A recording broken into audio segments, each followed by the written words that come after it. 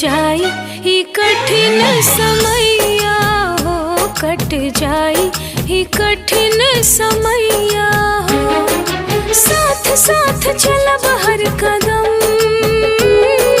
साथ साथ चलब हर कदम, बन के रहब तोहार परछैया